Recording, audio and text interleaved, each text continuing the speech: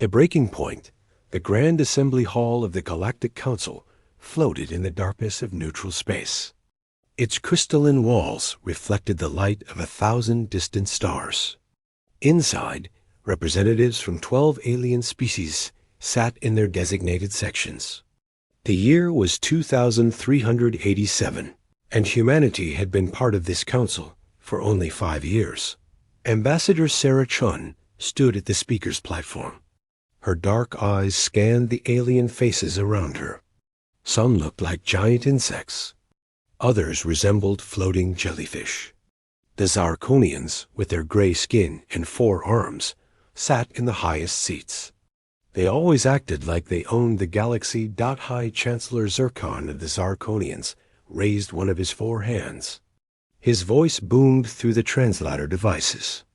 The Council will now discuss Regulation 2847. Humanity's trade routes will be reduced by 40%. Chun's jaw tightened. This was the 3rd restriction this month. High Chancellor, Earth requests an explanation. Our trade helps feed 17 colonies. Humans expand too quickly, Zircon said. His black eyes showed no emotion. You must learn patience. The Council knows what is best for younger species. Behind Chun, junior diplomat Min-Jun Park typed rapidly on his datapad. The young Korean man had found something strange in the Council's database. His eyes widened as he read. He leaned forward and whispered to Chun, "Ambassador, you need to see this." Chun glanced at the screen. Her heart raced. The documents showed the truth. For 5 years, the Council had been secretly limiting human technology. They had blocked Earth scientists from making important discoveries. They had stolen human medical research and claimed it as their own. Furthermore, Zircon continued, the Council has decided that humanity needs protective supervision. Your military fleet will be placed under Council control. This is for your own safety. The other alien delegates murmured their agreement. Only Zex, the tall blue Altarian, looked uncomfortable. His 3 eyes met Chun's. He shook his head slightly. It was a warning. Chun's communicator buzzed silently. A message from Earth appeared on her screen. It was encrypted and short. Operation Independence ready. Your call. She stood straighter. Earth had prepared for this moment. 3 months ago, their scientists had made a breakthrough. Humanity didn't need the Council anymore. High Chancellor, Chun said. Her voice was calm but loud. I have an announcement. The hall grew quiet. Every alien eye, compound or simple, turned to the human ambassador. Earth has reviewed the Council's recent decisions, Chun continued. We have also discovered evidence of technology theft, trade manipulation, and deliberate suppression of human advancement. Zircon's gray skin darkened with anger. You dare accuse the Council? Know your place, human. I do know our place, Chun said. She pulled out an official document with Earth's seal. By the authority of United Earth and her colonies, I formally announce humanity's complete withdrawal from the Galactic Council. Effective immediately, the hall exploded into chaos. Delegates jumped from their seats. Some shouted in their native languages. The translator devices couldn't keep up with the noise. Impossible. Zircon roared. You cannot survive without the Council. Your ships use our jump gates. Your colonies need our supplies. Chun smiled. It was a cold, confident smile. That's where you're wrong, High Chancellor. Min-Jun activated his datapad's projector. A holographic image appeared above the Council floor. It showed Earth's real fleet, not the old ships the Council knew about. These were new vessels with designs the aliens had never seen. For 3 years, Chun explained, humanity has been building our own infrastructure. We no longer need your jump gates. We don't require your supplies. And we certainly don't need your protection. Zex stood up in his section. Ambassador Chun speaks the truth. I have seen evidence of the Council's crimes against humanity. Silence, Altarian. Zirkin commanded. You forget your oath to the council. But Zex continued. The humans have done nothing wrong. They only seek freedom. Chun gathered her documents. Min-Jun and the rest of the human delegation stood with her. The council has 6 hours to remove all restrictions on human space. Any council ships in our territory after that will be considered hostile. As the humans walked toward the exit, Zirkin's voice followed them. You will regret this, humans. The council will bring you back by force. Chun stopped at the door. She turned back one last time. You're welcome to try. The humans left the Grand Assembly Hall. Behind them, the galactic order that had existed for 10,000 years began to crumble. Humanity's bold exit had begun, and nothing would ever be the same. **, the secret weapon. 3 months before humanity's dramatic exit from the council, Dr. E.C.O. Yan Kim stared at her computer screen in disbelief. The underground laboratory on Mars was silent except for the hum of quantum computers. Her colleague, Dr. Young-Hoon Lee, rushed over when he heard her gasp. What is it? Young-Hoon asked, adjusting his glasses. We did it, Seo Yan whispered. Her hands shook with excitement. The dark energy equation works. We can travel faster than light without jump gates. Young-Hoon checked the calculations 3 times. The math was perfect. For the first time in history, humans had found their own path to the stars. They didn't need the Council's technology anymore. Back in the present, Sarah Chun's shuttle raced away from the Council Hall. The small human fleet waited at the edge of neutral space. Captain Marcus Jones, a tall African-American man with 20 years of military experience, peered on the communication screen. Ambassador, welcome back, Jones said. I take it the meeting went as expected? They threatened us with military action, Chun replied. Zircon is mobilizing the Zarkonian fleet as we speak. Let them come, Jones said with a grin. They're about to learn what humanity has been building. On Earth, C.O. Yeon stood in the command center hidden beneath Mars's surface. Hundreds of screens showed human colonies across the galaxy. Each colony had been secretly upgraded with new technology over the past year. Shield generators lay hidden beneath fake buildings. Defense platforms disguised as communication satellites orbited every human world. All stations report ready, a technician announced. Operation Independence is fully active. Min-Jun, still on Chun's shuttle, received an urgent message. Ambassador, you need to hear this. The Council just sent evacuation orders to all non-human citizens in human space. They're telling everyone to leave within 4 hours. Sean nodded. Good. Fewer civilians to worry about when things get messy. The shuttle docked with the ESS Lincoln, humanity's flagship. But this wasn't the ship the Council knew about. The real Lincoln had been upgraded with dark energy drives. Its hull shimmered with a strange metallic coating that bent light around it. Ambassador on deck. Someone shouted. The bridge crew stood at attention. At ease, Chun said. She walked to the command chair. Status report, Captain Jones. Jones pulled up a tactical display. We have 300 Shadow Fleet vessels ready. Each one can phase between normal space and dark space at will. The Council has no idea they exist. On the screen, red dots appeared near Earth. Dozens of them.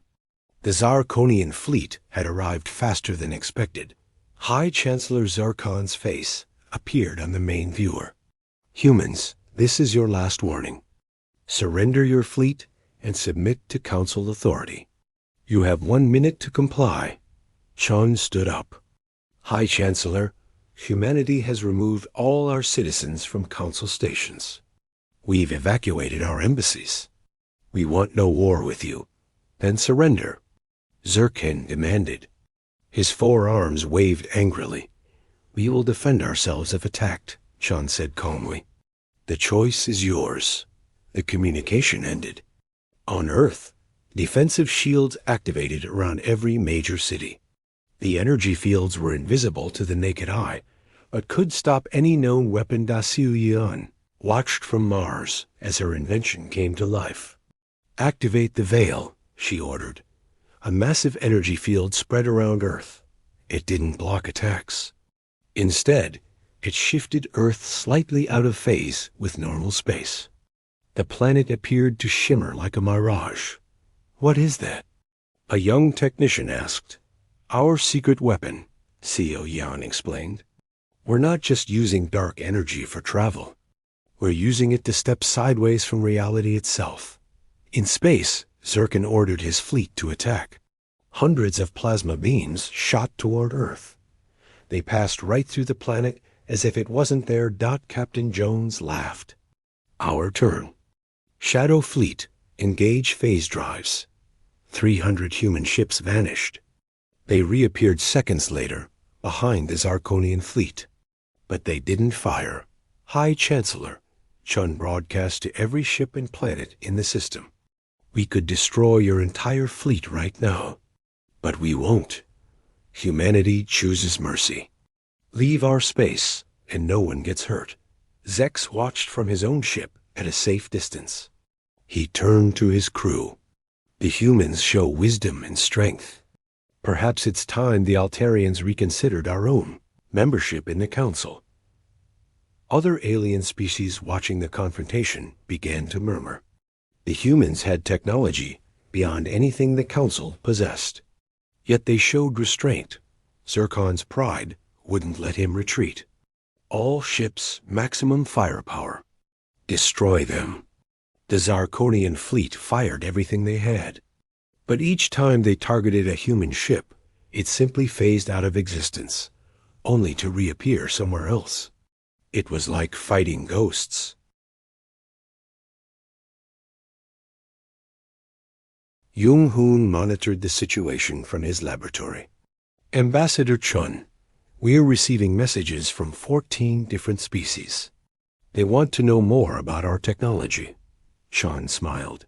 "Tell them we'll share it freely with anyone who respects sovereignty and peace." The secret was out. Humanity had outsmarted the Council, and the galaxy would never be the same. The first strike, the Zarkonian fleet hung in space around Earth like angry wasps around a nest they couldn't touch. Their weapons were useless against humanity's phase technology. High Chancellor Zircon's gray face appeared on every Council communication channel across the galaxy. "The Council declares humanity a rogue species," Zircon announced. "All member species must send military support immediately." Within hours, 3 more alien fleets arrived in Earth's solar system. The Draconians brought their massive battleships.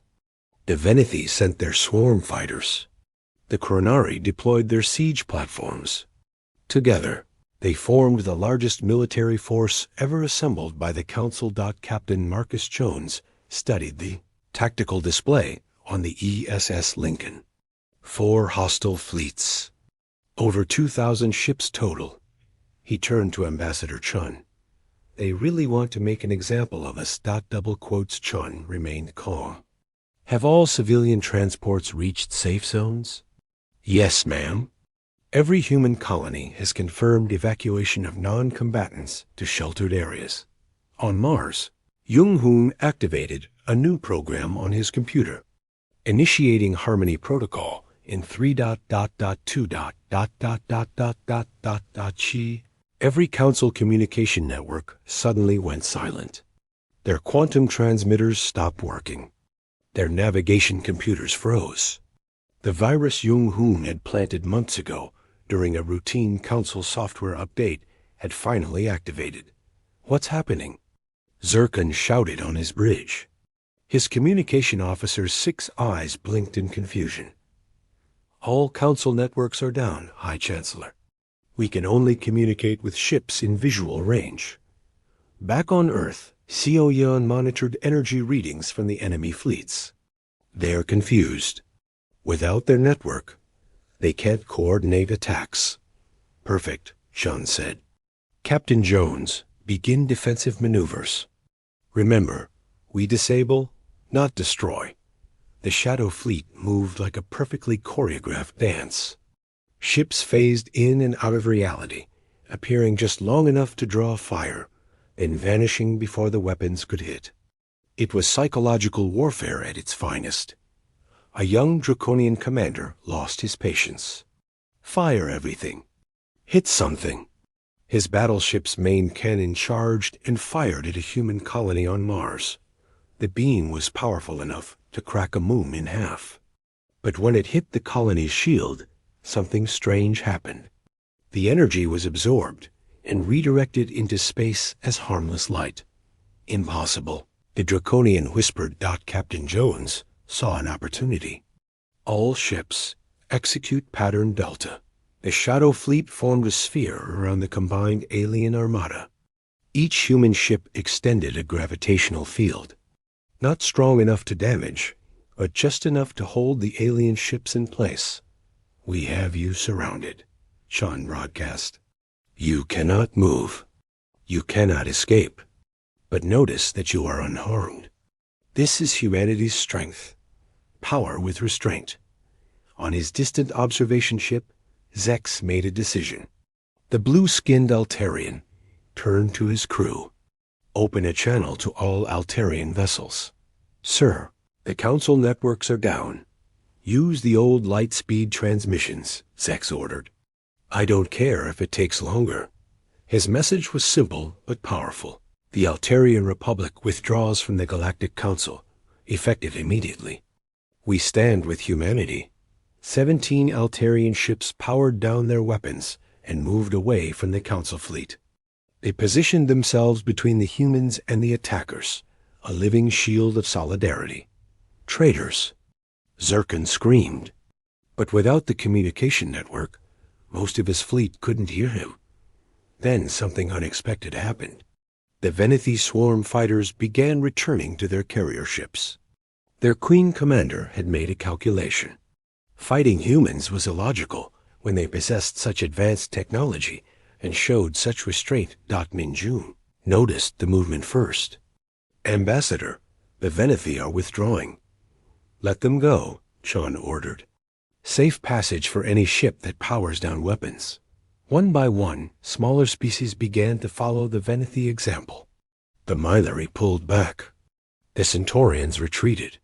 Even some Chronari siege platforms began to drift away from formation. Sioyan's voice came through the communicator. Ambassador, we're receiving hundreds of messages on old radio frequencies. Colony worlds of minor species are declaring independence from the Council. The mighty Council fleet was falling apart. Without their communication network and faced with an enemy they couldn't hit, their unity crumbled. Captain Jones watched his tactical display with satisfaction. Should we release them from the gravity hold? Not yet, Chun said. She opened a direct channel to Zircon's flagship. High Chancellor, order your remaining forces to stand down. This battle is over. Zircon's face was twisted with rage. The Council has ruled for 10,000 years. You cannot. We just did, Sean interrupted. The age of the Council's tyranny is ending. A new age of freedom is beginning. In his laboratory, Jung-hoon smiled at his screens. The Harmony Protocol worked perfectly. But I built in a kill switch. Their networks will restore in 12 hours. 12 hours is all we need, Sioyan replied. By then, the galaxy will see that the Council's power was always an illusion. The first strike hadn't been made with weapons. It had been made with ideas. And ideas, as humanity had proven, were the most powerful weapons of all. The Alliance crumbles. News of humanity's victory spread across the galaxy like wildfire. On the Council's capital station, emergency meetings were called, but only 4 of the original 12 species showed up. The great alliance that had ruled for millennia was falling apart. Minjun stood before a massive holographic display in Earth's command center. Data streams showed economic markets across Council space. Ambassador Chun, you need to see this. The Council's economy is crashing. Chun studied the numbers. In just 6 hours since humanity's withdrawal, trade routes had shut down. Manufacturing stations sat idle. Supply chains were broken. They never realized how much they depended on us, Minjun explained. Human merchants ran 40% of their shipping. Our engineers maintained their stations. Our farmers fed their colonies. On the other side of the galaxy, Zircon sat in his command throne, refusing to accept defeat. His 4 hands gripped the armrests until his gray knuckles turned white. "Prepare the Omega weapon," he ordered his remaining loyal commanders. "High Chancellor," one brave officer spoke up, "the Omega weapon is forbidden. It can destroy entire planets. Asterisk, silence. Earth must be eliminated as an example to others." But Zircon didn't know that Captain Jones and his team were already aware of his plan. A Zarkonian engineer named Tarvel had secretly contacted the humans. He disagreed with his leader's madness. "The weapon is on Station Prime," Tarvel whispered through the encrypted channel. "I'm sending you the access codes." Jones assembled his best infiltration team. They used their phase technology to slip through the station's defenses unseen. Within an hour, they had reached the weapon's core. "Don't destroy it," Chan ordered through the comm. "Just disable it. We want them to see we could have destroyed it, but chose not to." Back on Earth, SEO Yeon made an announcement that shocked everyone. "To all free species of the galaxy, Earth offers to share our dark energy technology. No conditions. No control. Just freedom." The response was immediate. 12 species sent diplomatic ships to Earth within hours. Even some Zarkonians began questioning their leadership.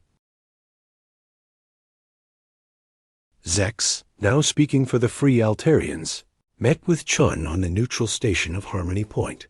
"Your generosity has changed everything," he said, his 3 eyes showing genuine respect.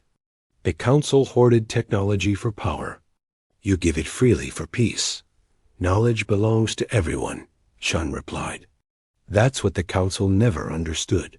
Yong-hoon and his team worked day and night to help other species adapt the technology. The Mylari learned to build phase drives. The Centaurians created their own shield generators. Each species added their own innovations, making the technology even better. Meanwhile, on the Zarkonian homeworld, protests had begun. Citizens demanded Zircon step down. They had seen the footage of humans disabling the Omega weapon without killing anyone. They had heard about Earth sharing technology freely. Why should we follow a leader who brings us only war? A young Zarkonian named Murden asked the crowd. "The humans offer partnership. Zircon offers only pride and death." The protests grew larger each day. Even Zircon's own military began to doubt him. When he ordered them to arrest the protesters, half of them refused. Minjun discovered something important while analyzing old council records. "Ambassador, I found evidence of council corruption going back 3,000 years. They've been suppressing dozens of species, stealing resources, and manipulating markets. Release it all," Shun said. "Let the galaxy see the truth." The documents spread through every free communication channel. Species learned how the Council had kept them weak, how they had stolen inventions and claimed them as their own, how they had started wars to maintain control. On Station Prime, Zircon made one last desperate attempt. He tried to activate the Omega weapon remotely, but Jones's team had done their work well. Instead of firing, the weapon displayed a message on every screen. "Peace is stronger than fear."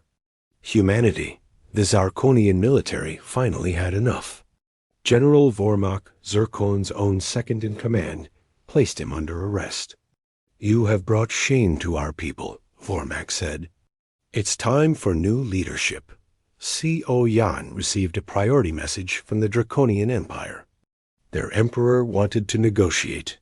"We wish to join humanity's new alliance," the message read. "We see now that cooperation brings more prosperity than domination." Even the Venethi Queen commander sent an ambassador.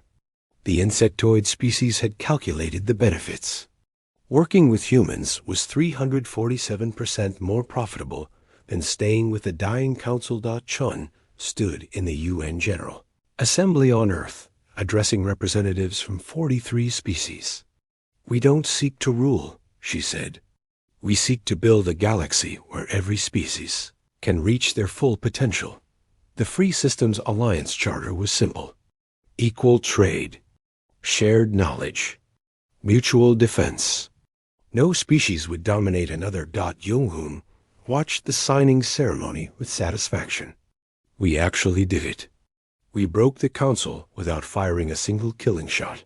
"The council broke itself," CEO Yan corrected. "We just showed everyone there was a better way." Asterisk. A new beginning. 1 year had passed since humanity's bold exit shook the foundations of galactic civilization.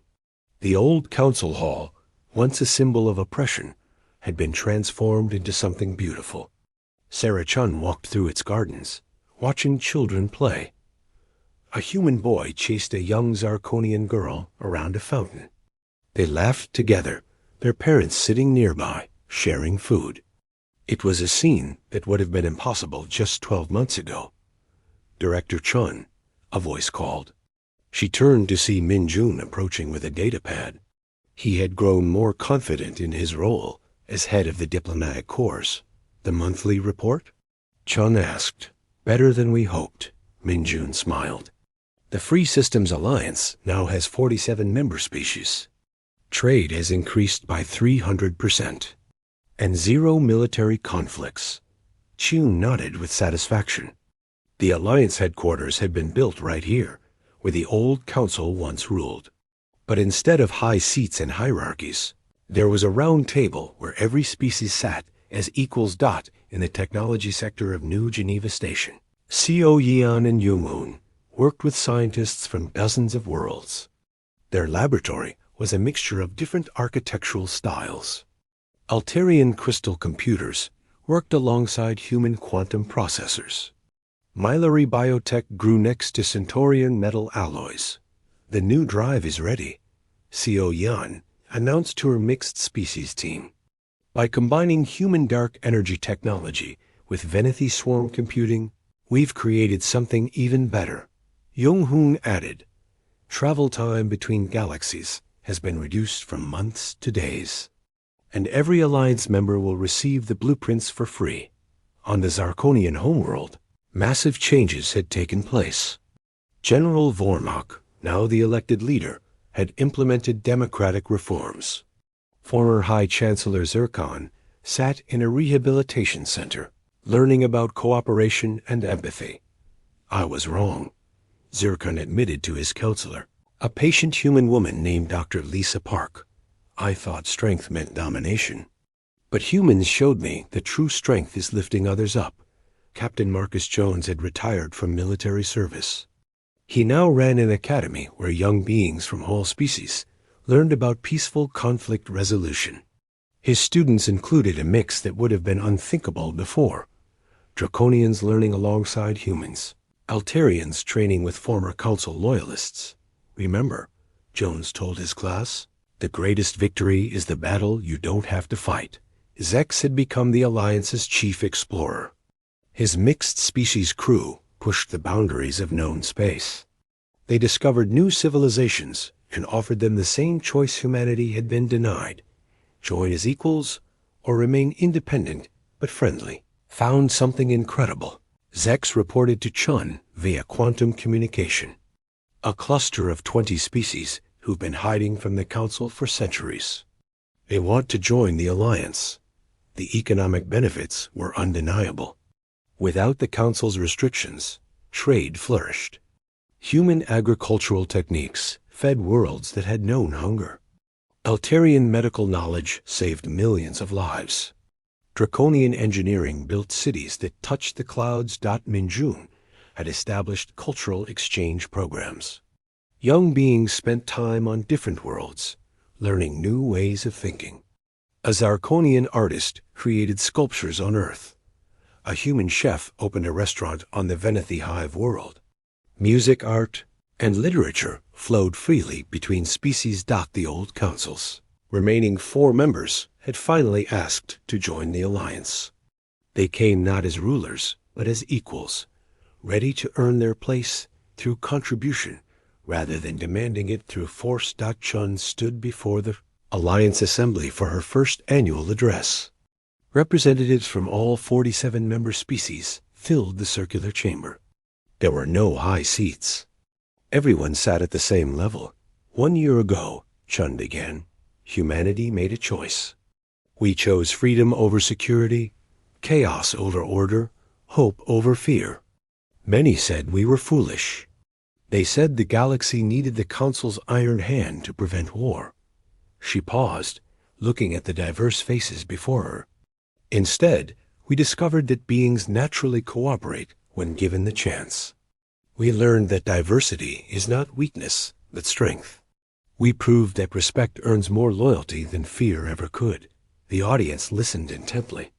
Even former enemies nodded in agreement. We didn't shake the stars to destroy, Sean continued, but to free them from chains they had worn for so long they forgot they were there. Today, children of species who were once enemies play together. Scientists share knowledge freely. Artists create beauty from 100 different perspectives. She smiled, her final words carrying across the hall.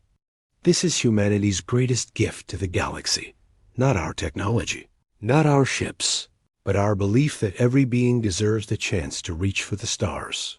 The assembly erupted in applause. Each species showed appreciation in their own way, clapping, clicking, harmonious humming, and flashing colors. Outside, the stars themselves seemed brighter. No longer dimmed by oppression, they shone with the promise of infinite possibilities. The galaxy had been transformed not by conquest, but by compassion. And in the gardens below, the children continued to play, growing up in a universe where cooperation had replaced domination, where diversity was celebrated, and where humanity's bold exit had indeed shaken the stars and set them free. Asterisk.